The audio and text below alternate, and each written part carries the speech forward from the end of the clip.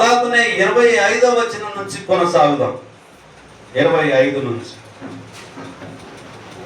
కన్యకల విషయమై ప్రభు యొక్క ఆజ్ఞ నేను పొందలేదు గాని నమ్మకమైన వాడనై ఉండుటకు ప్రభు వలన కనికరము పొందిన వాడనై నా తాత్పర్యము చెప్పుచున్నాను. ఇప్పటి ఈ పదిని బట్టి పురుషుడు తానున్న స్థితిలో నే ఉండుట మేలని తలంచుచున్నాను. భార్యకు బద్ధుడై ఉంటివా? విడుదల కోరవద్దు. భార్య లేక విడిగా నుండివా? వివాహము కోరవద్దు. అయినను నీవు పెళ్లి చేసుకుని పాపము లేదు. కన్యక పెళ్లి చేసుకుని ఆమెకు పాపము లేదు. అయితే అట్టి వారికి శరీర సంబంధమైన శ్రమలు కలుగును, అవి మీకు కలుగుకుండవలెనని కోరుచున్నాను. సహోదరులారా, నేను చెప్పునదేమనగా కాలము సంకుచితమై ఉన్నది గనక ఇక మీదట భార్యలు కలిగిన వారు భార్యలు లేనట్టును, ఏడ్చువారు ఏడవనట్టును, సంతోషపడువారు సంతోషపడనట్టును, కొనువారు తాము కొనినది తమది కానట్టును, ఈ లోకము అనుభవించువారు అమితముగా అనుభవింపనట్టును ఉండవలెను. ఏలయనగా ఈ లోకపు నటన గతించుచున్నది. వీరు చింతలేని వారి ఉండవలెనని కోరుచున్నా. పెళ్లి కాని వాడు ప్రభువును ఎలాగూ సంతోష పెట్టగలనని ప్రభు విషయమైన కార్యముల గురించి చింతించుచున్నాడు. పెళ్ళైన వాడు భార్యను ఎలాగూ సంతోష పెట్టగలనని లోక విషయమైన వాటిని గూర్చి చింతించుచున్నాడు. అటువలనే పెళ్లి కాని స్త్రీయు కన్యకయు తాము శరీరమందును ఆత్మయందును పవిత్రురాండ్రై ఉండుటకు ప్రభు విషయమై కార్యముల గురించి చింతించుచుందురు గాని పెళ్లి అయినది భర్తను ఎలాగూ సంతోషపెట్టగలనని లోక విషయమైన వాటిని గురించి చింతించుచున్నారు. ఇక్కడ ఆగుదాం ప్రియులా. ఇవన్నీ చూసినప్పుడు ఒక 30వ వచనం తప్పితే మిగిలిన విషయాలన్నీ కూడా శరీరానికి సంబంధించినటువంటి బాధలే వాళ్ళు వ్యక్తపరుస్తూ ఉంటున్నారు. 36వ వచనం 35 నుంచి మీకు ఉరి ఉండవలెనని కాదు గాని మీరు యోగ్య ప్రవర్తనులై తొందర ఏమీ లేక ప్రభు సన్నిధాన వర్తనులై ఉండవలెనని ఇది మీ ప్రయోజనము నిమిత్తము చెప్పుచున్నాను. అయితే ఒకని కుమార్తెకు ఈడు మించిపోయిన ఎడలను ఆమెకు వివాహము చేయవలసి వచ్చిన ఎడలను ఆమెకు వివాహము చేయకపోవడం యోగ్యమైనది కాదని ఒకడు తలంచిన ఎడలను అతడు తన ఇష్టము చొప్పున పెళ్లి చేయవచ్చును. అందులో పాపం. ఆమె పెళ్లి చేసుకొనవచ్చు. ఎవడైనను తన కుమార్తెకు పెళ్లి చేయనవసరం లేక ఉండి అతడు స్థిరస్థితుడును తన ఇష్ట ప్రకారము గర్భశక్తి గలవాడై ఆమెను వివాహం లేకుండా ఉంచవలెనని తన మనసులో నిశ్చయించుకున్న ఎడల బాగుగా ప్రవర్తించుచున్నాడు. కాబట్టి తన కుమార్తెకు పెళ్లి చేయవాడు బాగుగా ప్రవర్తించుచున్నాడు. పెళ్లి చేయని వాడు మరి బాగుగా ప్రవర్తించుచున్నాడు. భార్య తన భర్త బ్రతుకున్నంత కాలము బద్ధురాలై ఉండును. భర్త మృతి పొందిన ఎడల ఆమెకి ఇష్టమైన వాణిని పెళ్లి చేసుకున్నటకు స్వతంత్రాలై ఉండు గాని ప్రభునందు మాత్రమే పెళ్లి చేసుకునవలెను. అయితే ఆమె ఇరువరాలుగా ఉండినట్టయినా మరి ధన్యురాలని నా అభిప్రాయం. దేవుని ఆత్మ నాకును కలిగి ఉన్నదని తలంచుకొనుచున్నాను. ఇక్కడ పెళ్లి విషయంలో భార్య ఎట్లుండాలి, భర్త ఎట్లుండాలి, తండ్రి ఎట్లుండాలి, కుటుంబం ఎట్లుండాలి, అన్ని విషయాలను కూడా ఇక్కడ గుర్తు చేస్తూ ఉంటున్నాడు అపోస్తలుడైనటువంటి పౌలు గారు కొరింథీ సంఘంలో. పెళ్లి చేసుకుంటావా? చేసుకో, పాపం లేదు. పెళ్లి చేసుకోకుండా ఉంటావా? చేసుకోకుండా పాపం లేదు, కానీ పవిత్రంగా ఉండాలి, యోగ్య ప్రవర్తన కలిగినటువంటి వారిగా ఉండమని దాని కొరకు చెప్తుంది. ఇప్పుడు 30వ వచనాన్ని చూద్దాం. ఏడ్చువారు ఏడవనట్టును, సంతోషపడు వారు సంతోషపడినట్టును, కొనువారు తాము కొనిన తమది కానట్టును ఈ లోకంలో జీవించాలి. ఈ లోకంలో ఉన్నాం కానీ ఈ లోకం మనది కాదని మనం ఉండాలి. ఇదే మనదని అనుకోకూడదు.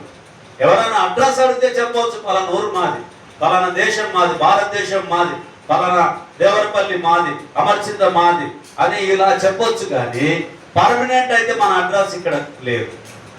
ఎక్కడుంది మన పర్మనెంట్ అడ్రస్? పరలోకమందు స్థిరమైన నివాసం మనకు అక్కడ ఉంది అనేటటువంటిది గుర్తు పెట్టుకోవాలి ప్రియులారా. ఇప్పుడు అపోస్తల కార్యం 21వ అధ్యాయము 13వ వచనాన్ని చదువుకుందాం.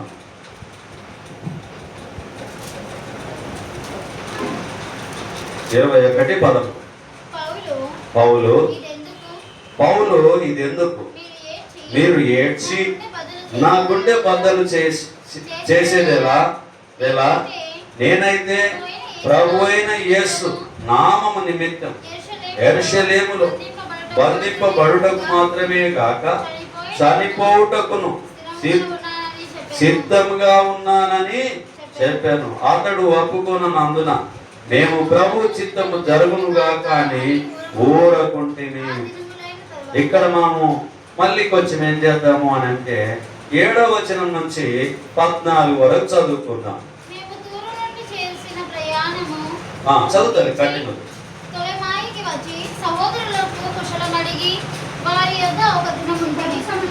మరునాడు మేము బయలుదేరి కైసరయకు వచ్చి 7 సువార్తికుడైన ఫిలిప్పు ఇంట ప్రవేశించి అతని యొద్ద ఉంటిమి.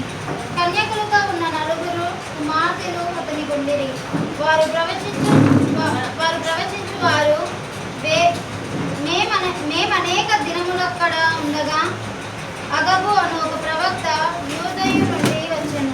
అతడు మా యొద్దకు వచ్చి పౌలు నడికట్టు తీసుకొని తన చేతులను కాళ్ళను కట్టుకొని, యెరూషలేములోని యూదులు ఈ నడికట్టు గల మనుష్యుని ఇలాగ బంధించి అన్యజనుల చేతికి అప్పగించుదురని పరిశుద్ధాత్మ చెప్పుచున్నాడనెను.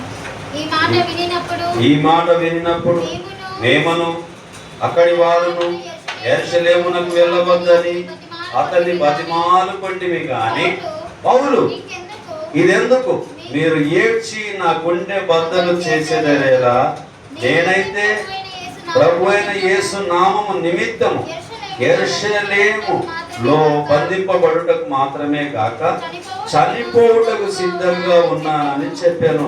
అతడు ఒప్పుకొనందున మేము ప్రభు చిత్తము జరుగునుగా కానీ ఊరకుంటిమి. పౌలు గారికి ఒక సమస్య వచ్చింది. ఆయనను చంపేస్తాము, బంధిస్తాము, ఇబ్బంది పెడతాము అని చెప్పి ప్రజలకు విశ్వాసులకు తెలిస్తే వాళ్ళు ఏం చెప్తున్నారు? మీరు అక్కడికి వెళ్ళొద్దండి అని ఏడుస్తున్నారు. సంఘం అక్కడికి వెళ్ళొద్దండి, వెళితే గాన మిమ్మల్ని బంధిస్తారు, మిమ్మల్ని చంపేస్తారు, ఇబ్బంది చేస్తారు అని చెప్పి ఒక సేవకుని గురించి వారు ఏడుస్తూ ఉన్నారు. సంఘం ఆత్మానుసారమైన ఏడుపు ఇది. అయితే పౌలు గారు చెప్తూ ఉన్నారు, నేను చనిపోవడానికి కూడా సిద్ధంగా ఉన్నాను క్రీస్తు నిమిత్తము. నా మట్టుకైతే బ్రతుకుట క్రీస్తే, చావైనా అది నాకెంతో మేలు. ఇదిగో నేను ఉన్నానయ్యా, ఇదిగో నేను ఉన్నానయ్యా, దయతో దేవుడు మాత్రమే కాపాడగలుగుతాడు. ఒకవేళ చావైతే కూడా నేను సిద్ధమే అని చెప్పి ఏడ్చే సంఘానికి అపోస్తలుడైన పౌలు గారు చెప్తూ ఉన్నారు. ఇక్కడ ఏమైనా శరీరానుసారంగా ఏడుపు ఏమైనా కనిపిస్తుందా? మనకు ఆత్మానుసారమైన ఏడుపు కనిపిస్తూ ఉంది. మనమైతే లోకానుసారమైన ఏడుపుని ఎక్కువగా ఏడుస్తూ ఉన్నాం. కానీ అక్కడక్కడ పాటలు వినిపిస్తూ ఉంటాయి. కొన్నిసార్లు ఏమనేది, కన్నీరేలమ్మా కరుణ యేసు నిన్ను విడువబోడమ్మా.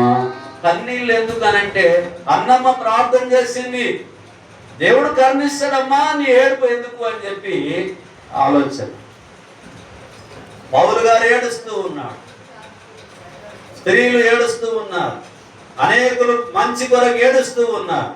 ఏడుస్తూ ఉంటే దేవుడు ఏం చెప్తున్నాడు? దేవుని వాక్యము, కన్నీరు దేవుని కొరకు ఏడ్చే వారికి కన్నీరేలమ్మా, కరుణించు యేసు నిన్ను విడువబోడమ్మా, కలవరపడకమ్మా, కరుణించు యేసు నిన్ను మరువబోడమ్మా. అంటే ఆత్మానుసారంగా ఏడ్చే వారికి మీ కన్నీరు ఎందుకు దేవుడు తుడుస్తాడని చెప్పి సెలవిస్తూ ఉన్నాం. కానీ మనమైతే దేని కొరకు ఏడుస్తున్నాం? మనల్ని మనం పరిశీలన చేసుకుంటాం. దేని కొరకు ఏడుస్తున్నాం యేసన్న గారు? మనము మన కొరకే ఏడుస్తూ, మనల్ని గురించి గమనించినటువంటి యేసుక్రీస్తు ప్రభు వారు చెప్పిన సిలువలో పలికినటువంటి మాటలు ఏం చెప్పాడు? అమ్మా, మీరు నా కొరకు ఏడవకండి, మీ కొరకు మీ పిల్లల కొరకు ఏడవండి అని చెప్పి సెలవిచ్చాడు. ఎలాగో మీరు నా కొరకు ఏడవరు అని చెప్పి అర్థమైపోయింది. అక్కడ ఏడుస్తున్న కొంతమందికి చెప్పాడు, అమ్మా మీరు నా కొరకు ఏడవకండి, మీ కొరకు మీ పిల్లల కొరకు ఏడవండి. ఎందుకంటే నేను దేవుని చిత్త ప్రకారంగా వచ్చాను, దేవుని చిత్తాన్ని నేను నెరవేర్చాను. పాపులనందరినీ ప్రేమించి పాపుల కొరకు పరిశుద్ధ రక్తాన్ని చిందించి పాపములను క్షమించి నా పనిని నేను పూర్తి చేసుకుంటున్నాను. మీరు నా కొరకు ఏడవకండి, మీ కొరకు మీ పిల్లల కొరకు ఏడవండి అని చెప్పాడు. ఎందుకొరకు ఏడవండి అని అంటున్నాడు అని అంటే, మీరు ఎలాగో నా కొరకు ఏడవరు అని చెప్పి యేసయ్యకు ముందే తెలుసు. కాబట్టి అందుకొరకు ఏమంటున్నాడు? మీరు నా కొరకు ఏడు. కానీ కొంతమంది అపోస్తలుడైనటువంటి పౌలు గారి కొరకు ఏడుస్తూ ఉంటున్నాం, సంఘస్థులు ఏడుస్తూ ఉంటున్నాం. చెరసాలలో వారిని బంధించినప్పుడు వారి కొరకు పాటలు పాడారు, ప్రార్థన చేశారు, కన్నీళ్లు కార్చారు సంఘము. మరి నిజంగా మనం ఆత్మానుసారమైనటువంటి వారిగా మనం ఉంటూ ఉన్నామా, శరీరానుసారంగా ఏడుస్తూ ఉంటున్నామా అని అంటే, మనమైతే నేనైతే చూసినటువంటి విశ్వాసుల్లో, తిరిగినటువంటి విశ్వాసుల్లో, తిరిగినటువంటి స్థలాలను నేను చూస్తే 90% 90% మన కొరకు మాత్రమే మనం ఏడుస్తూ ఉంటాం. అయ్యో నాకే ఎందుకు ఈ శ్రమలు వచ్చినవి, శ్రమలు వస్తే నాకే ఎందుకు వచ్చినవి అని ఏడుస్తాం. బాధ వస్తే అయ్యో నాకే ఎందుకు ఈ బాధలు వచ్చినాయి, నేను చర్చికి వెళ్తున్నా కదా, నాకే ఎందుకు వస్తున్నాయి శ్రమలు అని చెప్పి ఏడుస్తూ. ఏదైనా వ్యాధి వచ్చింది అనుకోండి, రోగం, అయ్యో నాకే ఎందుకు వచ్చింది ఈ రోగము, నేను చర్చికి వెళ్తున్నా కదా, దేవుని నమ్ముకున్నా కదా అని ఏడుస్తూ. పిల్లలు ఏమైనా బాధ పెడితే నా పిల్లలు బాధ పెడుతున్నారు, నా పిల్లలు ఎందుకు బాధ పెట్టాలి అని చెప్పి ఏడుస్తూ. ఇందులో ఆత్మానుసారమైనది ఏమైనా ఉందా మన దగ్గర? పరలోక సంబంధమైన ఆలోచన ఏమైనా ఉందా? మరి ఎందుకొరకు ఏడుస్తూ ఉంటాం? చూడండి ప్రియమైనటువంటి వాళ్ళ, యాకోబు పత్రిక 1వ అధ్యాయం,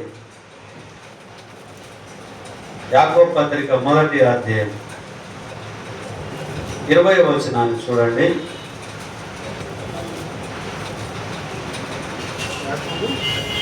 మొదటి అధ్యాయం, మొదటి పత్రిక 1వ అధ్యాయము 20వ వచనం.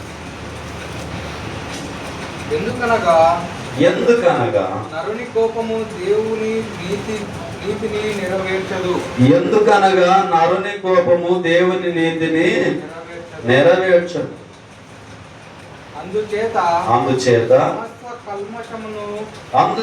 సమస్త కల్మషమును విర్రవీగుచున్న దుష్టత్వమును మాని లోపల నాటబడి మీ ఆత్మను రక్షించుటకు శక్తిగల వాక్యమును సాత్వికముతో అంగీకరించుడి. వాక్యాన్ని ఎట్లా అంగీకరించాలంట? సాత్వికముతో అంగీకరించాలి. 5వ వచనాన్ని చూద్దాం. మీలో ఎవరికైనాను జ్ఞానము కొదువగా ఉన్న ఎడల అతడు దేవుణ్ణి అడగవలెను, అప్పుడు అది అతనికి అనుగ్రహింపబడును. ఆయన ఎవరిని గద్దింపక అందరికీ ధారాళముగా దయచేయవాడు. అయితే అతడు ఏమాత్రం సందేహింపక విశ్వాసంతో అడగవాలి. సందేహించువాడు గాలి చేత రేపబడి ఎగిరిపడు సముద్ర తరంగమును పోలి ఉండును. ఎట్లుంటాడంటమ్మా? అడిగేవాడు ఎట్లా అడగాలంట? విశ్వాసంతో అడగాలి. విశ్వాసంతో అడగకపోతే ఏమీ ప్రయోజనము లేదు. కాబట్టి మనము సందేహించకుండా అడగాలి.